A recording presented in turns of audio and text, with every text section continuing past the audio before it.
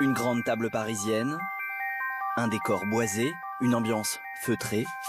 Un restaurant gastronomique, est-ce vraiment un endroit convenable pour parler sandwich? Eh bien, figurez-vous que le chef nous a vite mis à l'aise. Prenez une tranche de pain grillé, vous hachez un peu de poisson cru dessus. Il y a plein de choses, ça c'est des sandwichs. Le sandwich, c'est pas quelque chose qui est roboratif. Sandwich, c'est quelque chose qui se fait aussi au moment, et c'est là où c'est bien meilleur. Ici, le chef, c'est Michel Rostand. Et ce n'est pas parce qu'il a 2 étoiles au Michelin qu'il n'aime pas les sandwichs. En fait, c'est même tout le contraire. Son plat signature, celui qu'il affiche dans sa cuisine, ça nous a surpris. Mais oui, c'est un sandwich. C'est très simple à faire, très peu de produits, mais il faut qu'ils soient tous très bons. Pour son encas, Michel Rostand a choisi un seul ingrédient. Bien sûr, ce n'est pas un jambon premier prix, mais de la truffe noire de la Drôme. Donc on prend du pain de campagne, coupé. On a ramolli un peu de beurre avec un petit peu de gros sel. On va étaler le beurre sur nos tranches de pain, sur chaque côté. Alors il faut être généreux, parce que le gras conserve le goût, ça c'est très important. Je coupe la truffe, pas trop fin, et je vais la ranger délicatement sur mon pain. Oui, c'est pas compliqué. Là maintenant, je vais faire mon sandwich. Voilà, comme ça. On va bien appuyer. Attention ici, il y a un petit secret. Le bon sandwich requiert patience et longueur de temps, 2 jours au frais, pour que la truffe infuse le beurre et le pain. Sentez cette bonne odeur de truffe. On vous confirme, oui, ça sent très bon. Et non, ce n'est pas donné. Entre 45 et 88 euros. Ce sandwich de chef étoilé, il est à la carte depuis 15 ans, mais uniquement en hiver, quand la truffe est fraîche. Et surtout, je conseille de le manger avec les doigts. Même les plus grands restaurateurs, donc, sont parfois pris les mains dans le sandwich.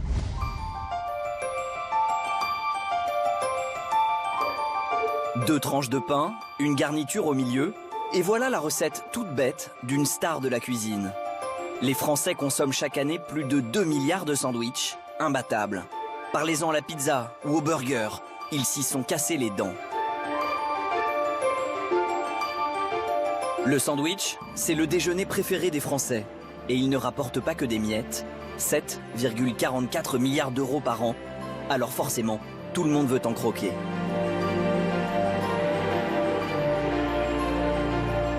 À la table du sandwich, un nouvel acteur affamé s'est invité, la grande distribution.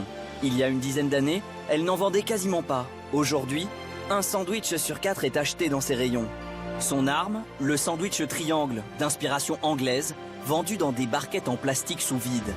Quel est le secret de cette réussite? Et que valent ces sandwichs industriels que nous vendent nos grandes surfaces? Là, on arrive à 593 calories. 593 calories, ouais, c'est énorme. Bon, c'est un poulet rôti mayonnaise, et je dirais d'abord, c'est un mayonnaise poulet rôti. L'arrivée des supermarchés a donné un méchant coup de baguette aux fabricants traditionnels. Les grandes chaînes industrielles, les artisans boulangers, tous se sont trouvés comme pris en sandwich entre le bas prix et le haut de gamme. Avec les deux, ce qu'ils veulent, c'est du rendement. Un peu perdu dans ce marché concurrentiel, des boulangers fabriquent des sandwichs garnis de vrais produits industriels. Voilà le poulet, alors c'est sous forme de filet. On retrouve les mêmes formes et souvent les mêmes goûts parce qu'ils utilisent les mêmes produits à la base. Conséquence, au pays du pain, du fromage, de la charcuterie, on n'a plus à se mettre sous la dent qu'un sandwich uniformisé. On a beau être bonne pâte, ça nous coupe un peu l'appétit. Alors, on a décidé de retrousser nos manches pour comprendre ce qu'on nous cache entre 2 tranches de pain et découvrir ces résistants du goût qui savent encore nous mettre l'eau à la bouche avec un bon sandwich.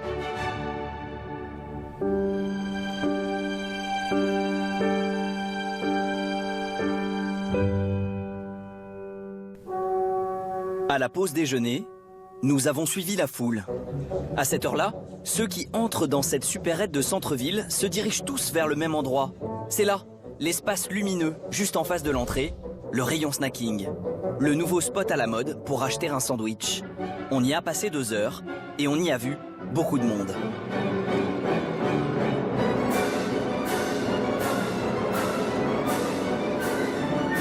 Allez, un petit poulet rôti.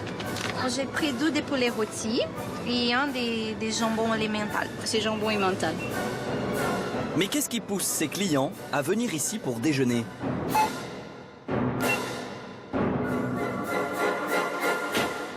Fait 2,39 €, s'il vous plaît. Vous avez plein de choix, donc c'est très bien. C'est sur mon chemin, c'est pratique. C'est pas cher et puis au moins on trouve de tout. C'est plus effectivement un endroit où je viens manger le midi et non pas faire mes courses. Des clients qui viennent dans un supermarché, non pas pour remplir les placards, mais simplement leur estomac. C'est devenu habituel. Depuis une dizaine d'années, les grandes surfaces envahissent les centres-villes. Carrefour City, U-Express, A2PA, Monop, ces supérettes de quartier ont fait leur apparition à chaque coin de rue. En 10 ans, leur nombre a augmenté de 76% en Île-de-France. Toutes proposent aux clients pressés une offre de snacking où le sandwich est roi. Emeric Pao a ouvert son magasin dans le centre-ville de Nantes il y a 4 ans et son activité, il l'a conçue autour de cet espace. Ce rayon est ouvert depuis l'ouverture du magasin il y a 4 ans. Il a été agrandi de 25% depuis l'ouverture. Il a été placé volontairement à l'entrée du magasin. Vous pouvez choisir d'abord vos salades, ensuite vos sandwichs. Derrière, vous avez les plats chauds, les boissons et enfin les gâteaux, les compotes et les desserts. C'est ça la grande nouveauté. Emeric Pao a rassemblé tous ses produits en un seul linéaire. Mais ce mini rayon de 7,50 m génère 5% de son chiffre d'affaires. C'est un élément moteur qui permet effectivement aux clients de fréquenter le magasin pour une demande spécifique et qui leur permet aussi de découvrir le reste du magasin et qui peut faire gagner en clientèle. Chaque jour, ils vendent une centaine de sandwichs. Alors forcément, après le déjeuner, le rayon crie un peu famine. En fait, on reprépare pour une deuxième partie de l'après-midi parce qu'on a beaucoup d'affluence à partir de 17 h. Là, vous avez une quarantaine de références différentes. C'est ce qu'il faut. C'est ce qu'il faut. Après, vous pouvez en avoir plein, mais il y a des sandwichs des fois qui sont trop spécifiques et entre guillemets qui ne se vendent pas forcément mieux. 40 sandwichs différents, il y en a pour tous les goûts et à tous les prix. Ça oscille aux alentours de 1 €, donc 1,02 €. Et puis vous pouvez aller jusqu'à 3,20 € dans des produits élaborés. Vous voyez, le sandwich du chef. Voilà, steak parmesan. Voilà, ça oscille entre ce tarif-là. D'accord, mais que sait-on vraiment du sandwich préemballé? D'où vient-il? Et surtout, comment peut-il se conserver aussi longtemps, jusqu'à 10 jours après sa fabrication? En France, les industriels du sandwich sont très peu nombreux. Nous en avons compté 6, dont les leaders du marché, Donat et Sodebo. Aucun n'a accepté de nous ouvrir ses portes. Mais nous avons ouvert leur sandwich. Du pain de mie, coupé en triangle, ça nous a rappelé le traditionnel club sandwich de nos amis britanniques. Chez nous, dans la patrie de la baguette, on a tendance à l'oublier. Mais ce sandwich club en barquette qu'on adore, il vient d'Angleterre. Le pays qui nous a donné le goût du sandwich. Ici, l'industrie pèse 10 milliards d'euros, soit 1,5 fois le marché français. On l'avale à 8 h, à 10 h, à midi, à 5 h. On le célèbre lors de salons gigantesques. On s'affronte en son nom pour déterminer le meilleur sandwich à servir avec le thé. C'est un bon sandwich. En terre anglaise, le sandwich a même son propre ambassadeur, son infatigable défenseur, son indéfectible héros, le porte-parole de la British Sandwich Association, Gethin Evans. On estime que 90% des Anglais vont acheter un sandwich préemballé au moins une fois dans l'année. Et je ne compte pas tous les sandwichs faits à la maison. Donc oui, on peut dire qu'il n'y a pas une personne en Angleterre qui ne mange pas de sandwich. L'Anglais aime son sandwich. Et avant de l'avaler, c'est lui qui l'a baptisé. Le sandwich qu'on connaît et qu'on adore tient son nom d'un certain John Montagu. Il était le 4e comte de sandwich. Voici donc l'histoire du mot sandwich. Elle débute par une nuit noire de l'an 1762. Lord Sandwich joue aux cartes. Il est tard, la partie s'éternise. Le comte a l'habitude. N'ayons pas peur des mots, c'est un accro des cartes. Mais jouer, ça creuse. Et pour Lord Sandwich, c'est un dilemme. En ces temps-là, jouer ou manger, il faut choisir. Malin, le comte commande à son cuisinier une tranche de rôti dans 2 tranches de pain. Le comte ne se salit pas les mains et surtout, il se régale ostensiblement. À la table de jeu, il fait très vite des jaloux. Et tous les autres joueurs demandèrent « Je veux la même chose que sandwich ». Cette commande a été répétée et répétée, et peu à peu, c'est devenu simplement le sandwich. 250 ans plus tard, le plus grand héritier du Lord, c'est Marks & Spencer, l'inventeur du sandwich préemballé, bien connu en France. En 2010, un sandwich sur 5 vendu en Angleterre sortait de ses usines. L'année suivante, pour son ouverture sur les Champs-Élysées, le public français lui fait un triomphe. Aujourd'hui, la marque vend en France 500 000 sandwichs par an, dans seulement 8 magasins. C'est donc le temple du sandwich au cœur de Londres qui nous ouvre ses portes. Enfin presque. Notre visite s'est limitée à ce bureau. Nous n'aurons pas le droit d'en voir plus, mais nous tentons malgré tout de comprendre le secret de cette réussite. Nos sandwichs sont fabriqués frais chaque jour. Ils doivent être consommés dans les 2 jours pour rester vraiment frais. C'est ça la force de Marks & Spencer, celle qui leur permet les recettes exotiques, à l'avocat, à la crevette. C'est la fraîcheur de leur sandwich. Comme nos sandwichs sont très frais, nous pouvons utiliser des ingrédients de qualité, de la salade croquante, du pain frais. Nous n'utilisons ni conservateur, ni colorant et aucun arôme artificiel. C'est vraiment comme si vous l'aviez fait vous-même à la maison. C'est très frais. Attendez, ils sont comment ces sandwichs? Frais tous les jours, frais chaque jour, frais tous les jours, frais. On l'a compris, contrairement aux sandwich barquettes, les produits de Marks & Spencer ont une date limite de consommation de 2 jours. Même ceux qui sont fabriqués en Angleterre et vendus en France. Nos sandwichs sont préparés en fonction des besoins de nos magasins. Puis ils sont transportés en camion vers le port. Et ils traversent la Manche jusqu'à Calais avant de gagner Paris. Et ils sont dans les rayons en à peine 24 heures. Donc chaque jour, nos sandwichs sont frais dans les magasins. Des sandwichs sur un bateau? On a eu envie de se lever tôt pour vérifier s'ils sont effectivement si... fresh. Nous sommes dans le 15e arrondissement de Paris. Marks & Spencer nous laisse filmer l'arrivée des sandwichs, mais seulement filmer. Les employés n'ont pas le droit de nous répondre. On tente quand même. Là, il arrive d'Angleterre en fait, Lionel? Il arrive d'Angleterre, oui. Ok, consigne a été passée, ou alors c'est juste qu'à 5 h du matin, on n'a pas très envie de parler. Faut dire que dans les prochaines heures, ils vont recevoir 3 camions comme celui-ci, et qu'ils doivent remplir les rayons d'un magasin dévalisé la veille, avant l'ouverture. Le responsable de cette lourde tâche, c'est Arnaud. Parce que là-dessus, on est plutôt bien, on a que du sandwich. J'ai l'impression, ouais. Arnaud, ça va tu fais partir gaffe. pour Lorena. Et visiblement, à propos de l'interdiction de nous parler, il n'a pas reçu le mémo. C'est quoi ça? Alors ça, c'est un double sac de sandwich. Je vais en recevoir 15 comme ça. Donc ça fait, sans vous dire de bêtises, on va recevoir plutôt entre 500 et 700 sandwichs. C'est une petite journée? Non, c'est une bonne journée là. Ouais. C'est une bonne journée pour ce département, c'est une bonne journée. Aujourd'hui, le but c'est de recevoir le maximum pour vendre aujourd'hui et demain sans avoir de perte le dimanche. Les sandwichs qui arrivent ce vendredi matin ont une durée de vie de 2 jours. Ils devront donc tous être vendus avant la fermeture samedi soir. Ils sont là pour 2 jours en fait, c'est ça? Oui, maximum. Maximum, puisqu'après ils sont périmés, donc il faudra les jeter.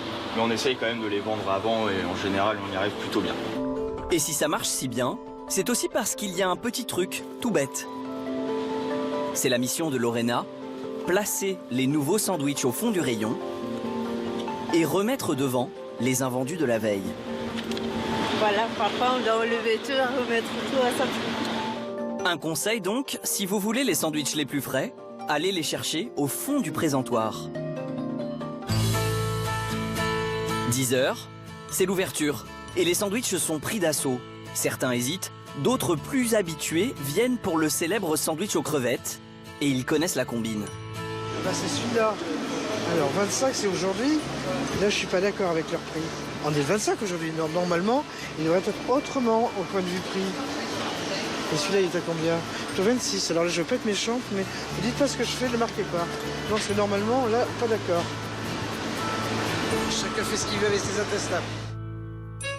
Cette histoire de crevettes et d'intestins, ça nous a donné envie d'en savoir plus sur les secrets de conservation des sandwichs industriels.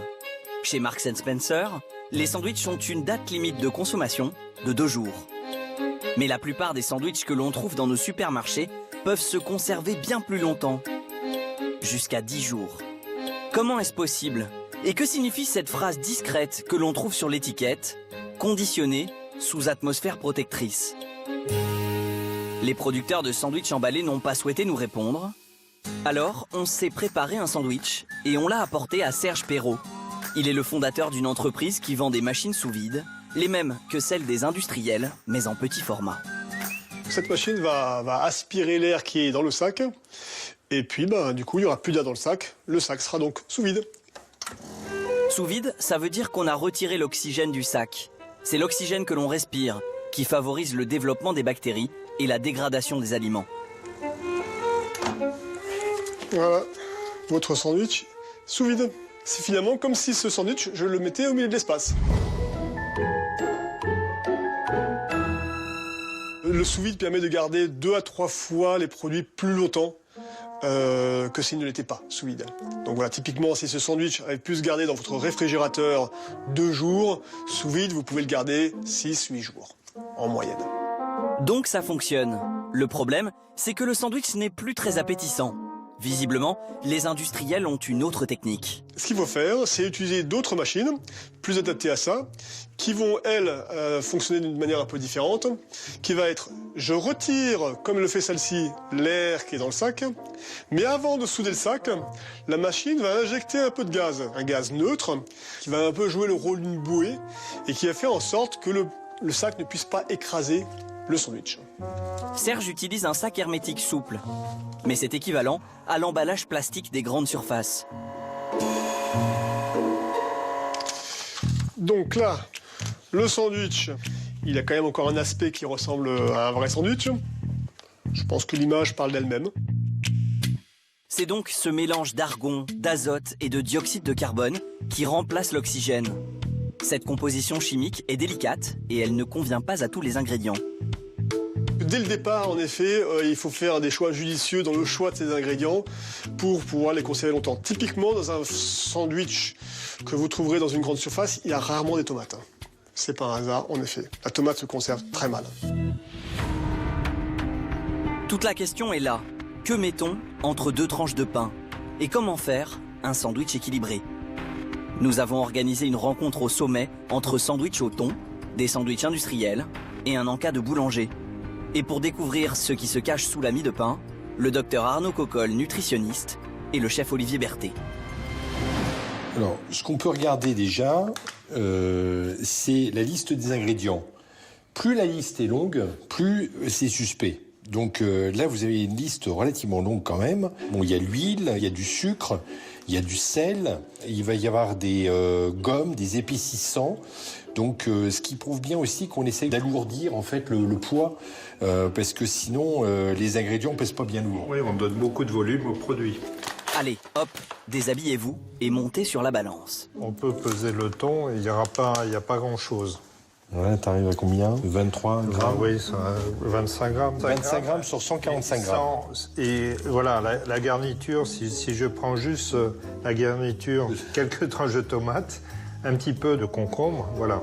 25 grammes de thon, 10 grammes de crudité, donc 35 grammes de garniture pour 145 grammes de sandwich, soit à peine 25% du poids total, pas bien lourd. Si vous prenez ce type de sandwich, on peut présumer que 2 heures après, vous ayez une faim de loup et que vous soyez amené à grignoter. Et grignoter, c'est péché, mais inévitable en avalant un sandwich sans garniture. Allez, au suivant. Oh là, il y a de la mayo. Ah, ils ont la main lourde sur les matières grasses, donc c'est un sandwich qui va vous satisfaire au goût immédiatement. Donc vous allez être content quand vous allez manger ce sandwich parce que ça va être onctueux. Et le gras sert en plus à camoufler la médiocrité des matières premières. Parce qu'on voit bien que le thon quand même est pas très... Il est un peu malade, quoi. Pire, les quelques crudités ont disparu. Sans elles, pas de vitamines, pas de fibres, adieu le sandwich équilibré.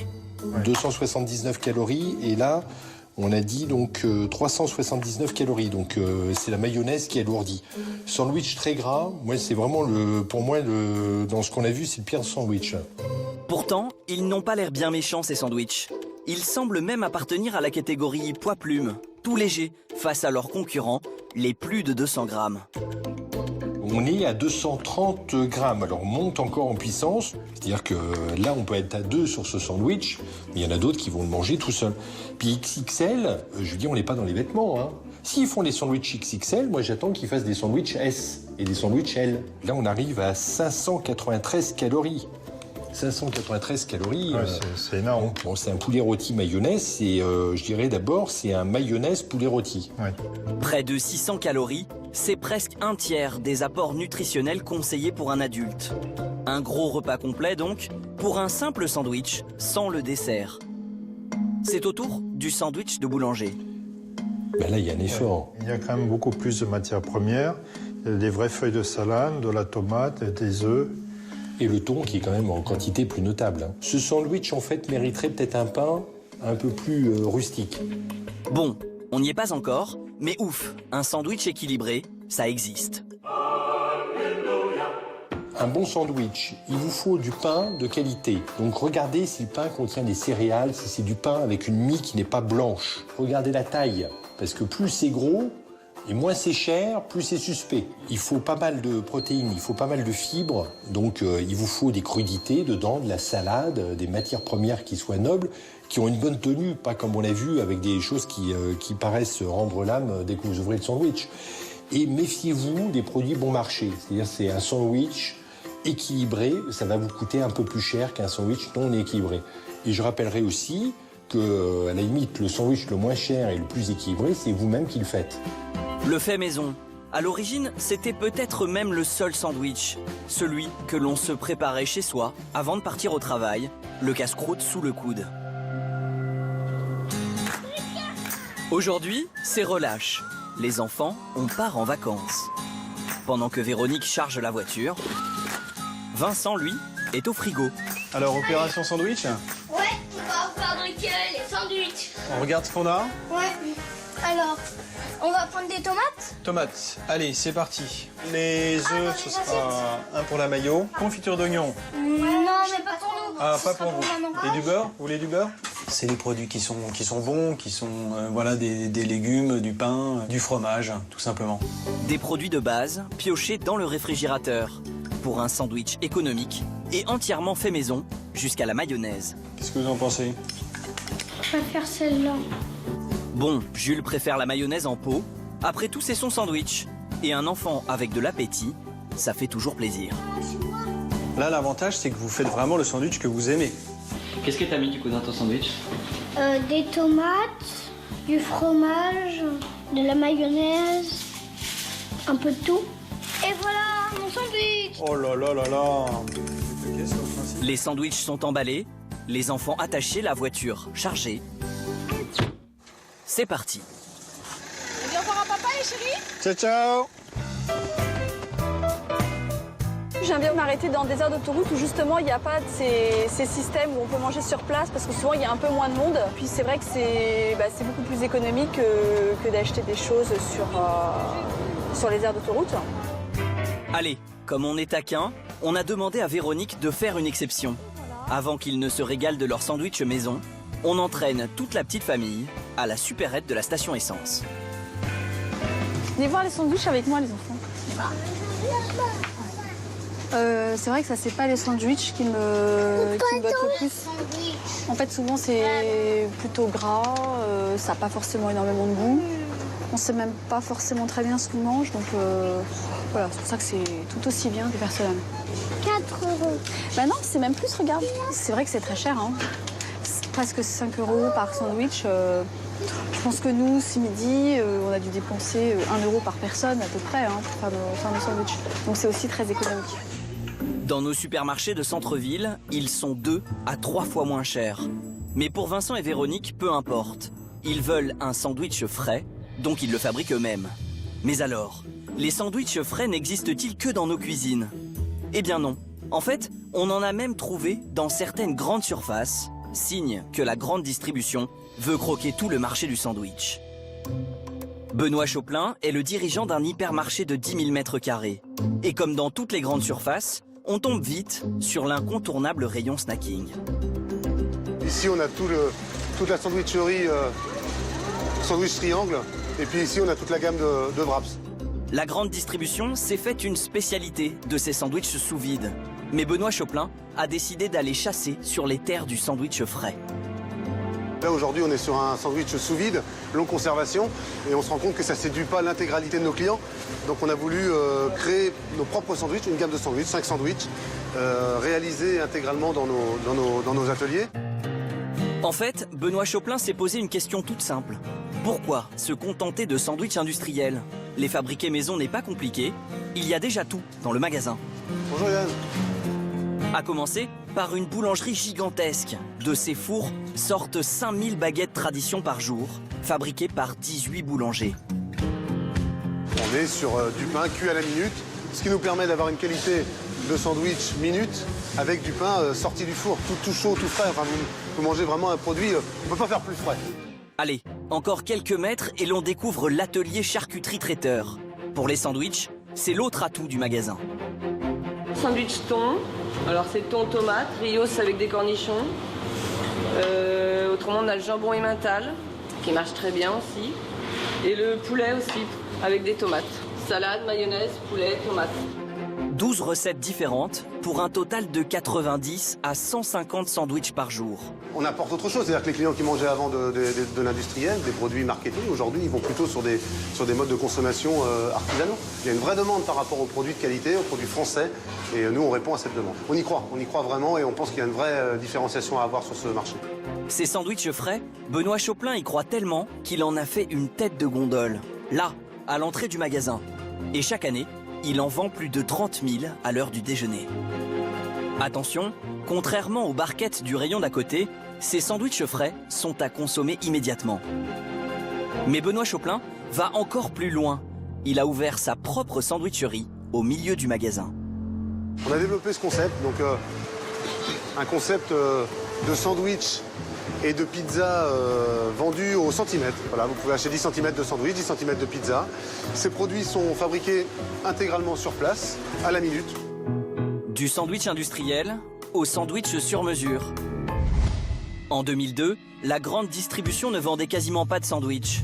Mais avec son appétit d'ogre, en une douzaine d'années seulement, elle a avalé un quart du marché. Et elle menace de réduire en miettes l'acteur le plus puissant des 30 dernières années, les sandwicheries. Dans la sandwicherie, le couple royal s'appelle Paul et la brioche dorée. Ils ont refusé de nous parler et du coup, c'est le petit dernier qui s'y colle, la Micaline. La Micaline, c'est une histoire de famille et de farine. Nous sommes en Vendée en 1850 et le meunier du village, Monsieur Barreteau, prend la pause devant le moulin. Au tournant du siècle, les Barreteau ouvrent une petite boulangerie et de père en fils, ils transforment la boutique familiale en un réseau de 220 magasins. Avec Paul et la brioche dorée, ils ont lancé la révolution industrielle de la boulangerie. Les nouveaux industriels ont décidé de permettre à des gens qui n'avaient pas la compétence de boulanger même, de pouvoir ouvrir des points de vente. Quel est leur secret? Et surtout, comment font-ils aujourd'hui pour résister à la concurrence des grandes surfaces? Vous allez le voir, pour tenir, il a fallu innover. Voilà. Bonne journée, bon courage. Merci, au revoir. En 35 ans, les fondateurs de la Micaline ont fait de leur village la capitale du casse-croûte. C'est ici que sont fabriqués les 10 millions de sandwichs que la Micaline vend chaque année en France. Alors on est un peu sceptique quand le directeur et son responsable du pain nous présentent cette immense usine comme une grosse boulangerie. C'est exactement comme chez le boulanger, on est en fait dans un très gros fournil, si on peut dire, avec plusieurs pétrins, effectivement, plusieurs cuves. Au lieu d'en avoir un, on le multiplie par 3, 4, 5 ou 6, mais on est exactement sur le même procédé de fabrication. Donc là, on va mettre la cuve sur un élévateur. Effectivement, chez le boulanger, on va plutôt découper la pâte avec un coupe-pâte pour la mettre dans une diviseuse. Donc comme c'est un plus gros volume, on mécanise en fait toute la partie manutention. Un artisan produit 50 à 100 baguettes par jour. Grâce à ce système, l'usine en débite 3000 par heure. Tout l'art de faire du très bon pain industriel, c'est de reproduire avec le plus de délicatesse possible les process artisanaux. Donc on prend notre temps. Il nous faut le même temps pour réaliser une baguette qu'un boulanger artisan, exactement pareil. Grosso modo 4h30, 5h. On a compris le message. Ici, on fabrique du pain, du vrai, dans le plus grand respect de la tradition française. Oui, monsieur. Il y a pourtant une étape qui ne figure pas dans le manuel du petit boulanger, la surgélation. Ou plonger la pâte encore crue à moins 28 degrés, c'est ce qu'on appelle la baguette crue surgelée. On stoppe la vie du produit par la surgélation avant la phase de fermentation. En clair, le produit est façonné, il n'a pas commencé encore à se développer. C'est bien pratique. En boutique, il n'y a plus besoin de boulanger. Simplement d'un commerçant qui reçoit sa baguette surgelée, la laisse reposer 3 heures, la cuit une vingtaine de minutes avant de la vendre à ses clients. C'est tout simple, mais le cru surgelé, c'est dépassé. Il fallait réinventer les choses, à la fois qualitativement et à la fois en facilité de mise en œuvre en magasin. Pour tenir face à la grande distribution, il fallait être plus compétitif. Alors la Micaline a conçu un nouveau système, la surgélation à mi-cuisson, ou plonger à moins 28 degrés la baguette presque entièrement cuite. Pour le commerçant, c'est encore plus efficace. Il n'a plus qu'à remettre sa baguette mi-cuite une dizaine de minutes au four, et c'est prêt. Avec ce saut technologique, il est capable de prévoir sa production 15 minutes, 20 minutes avant. Et ça a été un atout majeur pour avoir des sandwichs frais tout au long de la journée. Grâce à ce nouveau pain surgelé, la Micaline augmente la rentabilité de ses commerçants. Mais l'entreprise a une autre arme fatale, sa centrale d'achat. Elle fournit tous les ingrédients qui garnissent tous les sandwichs de France, de Dunkerque à Perpignan. Donc là, on est dans l'expédition. Ce que vous avez autour de vous, en fait, c'est ce qu'on appelle les rolls, qui sont préparés pour les magasins. Là, vous voyez, c'est destiné à la plateforme de Laval, qui va, elle, desservir les magasins, on va dire, Bretagne et centre de la France. Donc celui-ci va, par exemple, à Saint-Malo. Ici, vous n'avez qu'un seul stock pour l'ensemble du territoire. Si vous avez 9 stocks ou 10 stocks sur le territoire, c'est beaucoup plus complexe en approvisionnement. Plus complexe, mais aussi beaucoup plus cher.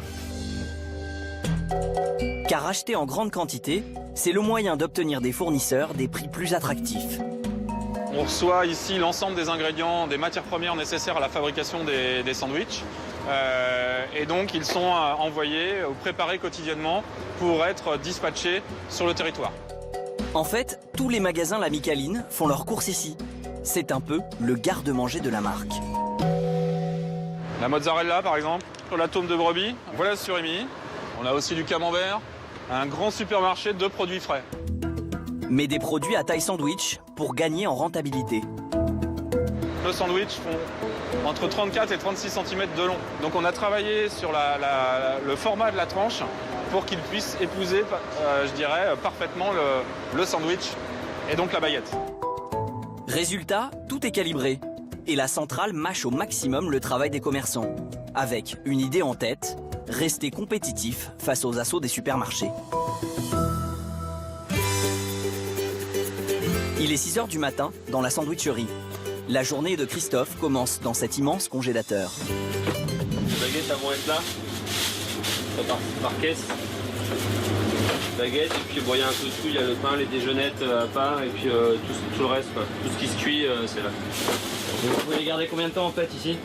Ah bah, ça va vite, hein. On a des livraisons 2 fois par semaine, donc la caisse elle est vide en 2 jours, quoi, à peine. Toute la matinée, Christophe virevolte entre le frigo, le four et l'atelier sandwich. Il n'est employé du groupe que depuis 6 mois, mais grâce au système centralisé de la Micaline, il peut ouvrir la boutique, cuire le pain, les viennoiseries et préparer les sandwichs tout seul. Là, je prépare un sandwich poulet moutarde. Et ça commence à quelle heure en fait? Les sandwichs sur le coup de 6 heures, donc il y en a un maximum pour l'ouverture. En fait, Christophe n'a qu'à appliquer les consignes. La recette est là, scotchée sur le mur. Tout est noté là en fait. Donc la quantité qu'on doit mettre dans chaque sandwich, et puis ce qu'il faut mettre, quoi. Maintenant on les connaît par cœur. Finalement, son travail, c'est de la cuisson et de l'assemblage. Vous n'êtes pas boulanger de formation aussi? Non. Non, j'ai fait un CAP vente. Là, il n'y a pas besoin en fait d'avoir un CAP de boulanger en fait. Ah non. Une formation suffit, n'importe qui peut le faire. D'après la Micaline, le revenu annuel moyen d'un couple de franchisés est de 90 000 €. Un bon revenu. Mais les franchisés ont la pression. Ils doivent reverser 7% de leur chiffre d'affaires à la maison mère, soit en moyenne 50 000 € par an. Merci. Ouais, ça marche. Chaque jour, ce magasin vend une centaine de sandwichs. Des recettes identiques dans toutes les Micalines de France. L'uniformisation, c'est le principe même des chaînes de restauration. Mais cette uniformisation tend à se généraliser. Qu'on aille dans une sandwicherie industrielle ou dans une boulangerie indépendante, on trouve partout les mêmes poulets crudités ou thon mayonnaise. En tentant d'éclaircir ce mystère, on a découvert une nouvelle profession. Ils vendent leurs sandwichs sur catalogue. Ce sont les grossistes en sandwicherie. Sarah Ferreira a ouvert cette petite sandwicherie il y a quelques mois. Elle ne fait pas partie d'une chaîne, mais elle s'appuie sur les grossistes qui lui livrent les ingrédients de ses sandwichs.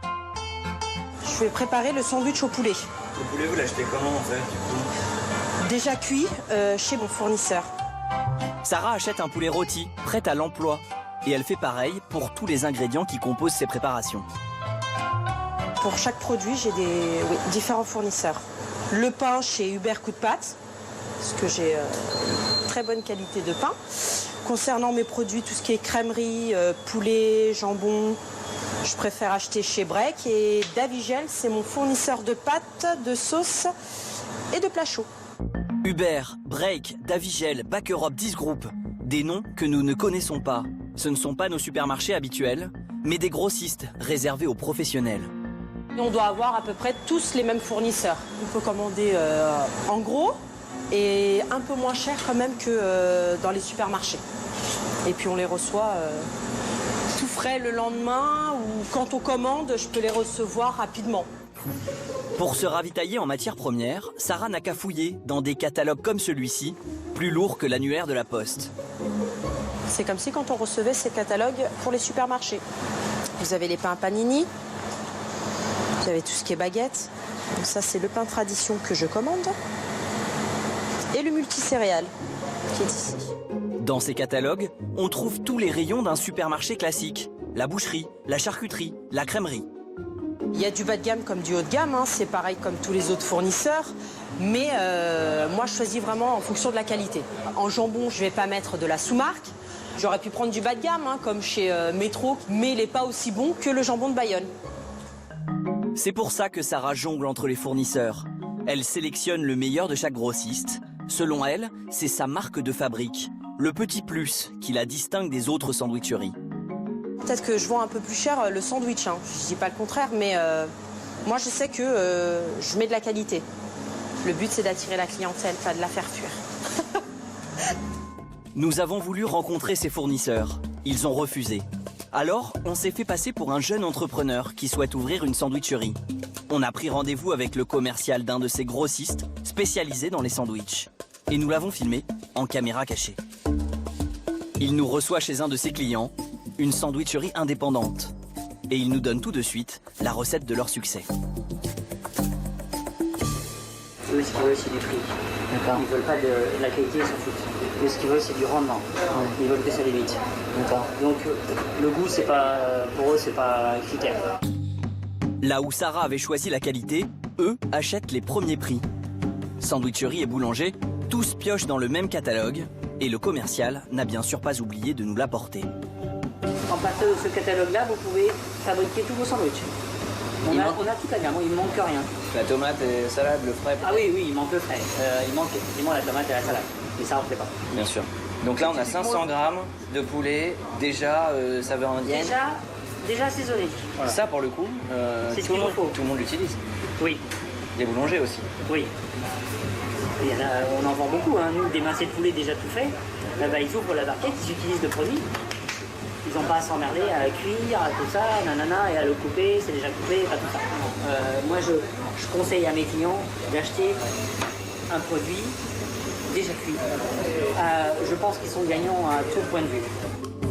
Le catalogue nous laisse l'embarras du choix. Une quarantaine de références, rien qu'en poulet cuit. Et les prix vont du simple au double. Mais pour ceux qui veulent faire de la marge, le représentant nous rassure vite. Rien ne sert de payer trop cher. La qualité de votre sandwich, c'est pas le goût du poulet, c'est l'assemblage de tous les produits et la qualité du pain qui va faire la qualité de votre sandwich. Vous pouvez très bien mettre un poulet bas de gamme dans votre sandwich, mais si à côté de ça vous mettez une bonne salade, une bonne tomate, la petite sauce qui va bien et tout ça, qui rehausse, le poulet il va passer. Peu importe les ingrédients, le secret c'est la recette. Et là aussi, les grossistes ont la solution. Ça, je vous le donne, ça va nous aider. Ce sont des idées de sandwich avec des recettes. D'accord. Avec, je vois même les quantités. Avec les grammages. Ça permet déjà de calculer votre prix de revient d'un sandwich, qui est de l'ordre de 2 € en général. D'accord. Est-ce que là, du coup, on n'a pas le risque de faire le même sandwich que tout le monde prend? Votre sandwich, ce sera votre sandwich. Et puis, si vous allez dans ce sens-là, les sandwichs sont partout pareils.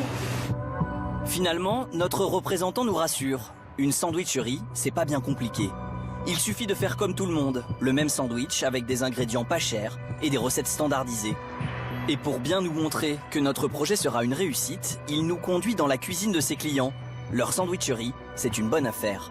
Oui, ici ça marche bien. Hein. Ouais. Ici, c'est une très bonne boîte. Ouais. Il faut avoir un congèle suffisamment important pour pouvoir contenir deux vitrines comme ça, comme on a là. D'accord. Et après, une vitrine adaptée à sa clientèle et que ça soit facile à travailler de façon d'avoir le moins de monde possible à la vente. D'accord. Rentabilité. Ouais. Les chiffres sont là. Les chiffres sont notés là. Cette année, on va faire 268 000 €. Ça, c'est ce qui est déclaré. Bien sûr. Donc, on raconte rien. Un bon tiers, quoi. Ouais, ça fait 10 pions un peu plus fixe. Ouais. 100 000 € non déclarés. Si c'est une bonne affaire pour les gérants, l'est-elle vraiment pour les clients? Mais alors, où trouver le bon sandwich? Peut-être chez les boulangers. Après tout, c'est écrit sur leur vitrine, ils sont artisans. Et pour nous artisans, ça respire la tradition. Mais peuvent-ils faire sans les grossistes? Pas si simple. Beaucoup de boulangers sont amenés à fabriquer un vrai faux sandwich artisanal. Dans cette boulangerie, on brandit ses valeurs très haut, jusqu'au-dessus du fournil. Je pétris, je cuis dans mon fournil en adoptant les recettes de tradition. Ça c'est l'important en boulangerie. C'est notre fierté, ça. Notre flambeau. Du pain frais, fait maison par un artisan boulanger dépositaire d'une tradition millénaire. Qui mieux pour fabriquer un bon sandwich? Là, on pétrit la pâte, on façonne la pâte pour les sandwichs, on cuit là-bas et on garnit le sandwich ici. On a vraiment notre place, à mon avis, étant qu'artisan boulanger dans la sandwicherie. C'est ici que sont préparés les sandwichs. 3 sortes de pain cuits sur place, garnis de salade et de tomates fraîches, livrés chaque jour par un maraîcher du coin. Mais quand on se penche sur les autres ingrédients, on quitte rapidement le monde de l'artisanat. Voilà le poulet, alors c'est sous forme de filet. Le poulet, les œufs, la mayonnaise, ils sont achetés prêts à l'emploi chez un grossiste. Michel Hubert est boulanger, alors bien sûr il fait lui-même son pain, mais il n'est pas traiteur ni boucher. Et s'il est devenu sandwichier, c'est avant tout par nécessité. On ne peut plus passer à côté. La sandwicherie, je pense, dans l'avenir, les boulangeries qui resteront, c'est inévitable. Il y a un pourcentage de chiffre d'affaires qui va passer par la sandwicherie. Les sandwichs représentent jusqu'à 15% de son chiffre d'affaires. De quoi compenser la baisse de la consommation du pain. Et grâce aux formules déjeuner, en vendant des sandwichs, Michel Hubert vend aussi plus de pâtisseries. Il y a de l'industriel pas cher et il y a de l'industriel cher de qualité. Moi, personnellement, étant qu'artisan dans l'âme, je ne rougis pas de ce truc-là. Faut faire ce qu'on peut faire, c'est tout. Ces sandwichs, nous les avons goûtés et ne nous sommes pas les seuls à les trouver bons. La boulangerie en vend jusqu'à 150 par jour. Mais avec ces ingrédients industriels, peut-on vraiment parler de sandwich artisanal? En fait, est-ce que ça existe encore, un sandwich artisanal? Voilà, bonne journée, au revoir. C'est la question que s'est posée l'Institut qui forme les boulangers de demain. Il y a quelques mois, le centre a décidé d'inscrire au programme l'art du sandwich. Vous prenez des sandwichs de certains grands groupes ou de boulangeries, c'est malheureux à dire, mais on retrouve les mêmes formes et souvent les mêmes goûts parce qu'ils utilisent les mêmes produits à la base. Impossible de distinguer l'artisan de l'industriel. C'est cette tendance que le meilleur ouvrier de France, Pascal Tanguy, veut inverser. Typiquement, ce genre de produit-là, où on a des gros morceaux, où on a de la mâche, c'est le genre de produit qu'on ne pourra jamais retrouver en grande distribution. À nous de surfer justement là-dessus et de proposer peut-être pas un produit qui soit tous bien régulier ou bien plein, ou un peu à nous de de trouver de la personnalité dans les goûts, mais aussi dans les textures. Se démarquer, cultiver son originalité. Pascal Tanguy multiplie les références à l'artisanat. Alors on lui a demandé ce qu'il pense des produits industriels. Et on a tout de suite senti comme une certaine gêne. Mon but, c'est pas de prendre parti. C'est plus leur dire, voilà, il existe toute une gamme. Vous avez des produits de base comme le poulet à travailler soi-même, c'est-à-dire des poulets crus que vous cuisinez vous-même. Et vous avez d'autres gammes qui sont des poulets tout cuits sous vide. Tu vois. Après, chaque entreprise doit faire un choix. Pour Pascal Tanguy, un bon boulanger peut utiliser des produits industriels, mais pas seulement. Il doit travailler le produit frais pour apporter sa petite touche personnelle. Des produits un petit peu luxueux comme ça dans le monde de la boulangerie, c'est toujours bien vu. Alors c'est clair, je vais peut-être pas en vendre beaucoup. Je vais pas non plus gagner beaucoup d'argent là-dessus. Par contre, grâce à des produits un peu atypiques, ça va me donner une très très belle image de marque et on va pouvoir marquer du coup le subconscient des gens, se dire bah tiens dans ma boulangerie j'ai mangé un burger au foie gras. Ce travail sur les recettes, le concept, le marketing des sandwichs, pour Pascal Tanguy, c'est une question de survie. Tout le monde industriel, les grandes franchises, eux vont monter en qualité aussi. Hein. Et si nous on monte pas en qualité, plus vite qu'eux, demain on est mort. Mais alors, tout l'artisanat est-il occupé? Eh bien non. Quelques irréductibles boulangers gaulois résistent encore et toujours. Et David Mangin est de ceux-là. C'est dans cette zone commerciale proche de Reims qu'il a décidé de porter le fer avec son vrai sandwich artisanal. La concurrence, ben oui, il y a plusieurs restaurants de l'autre côté.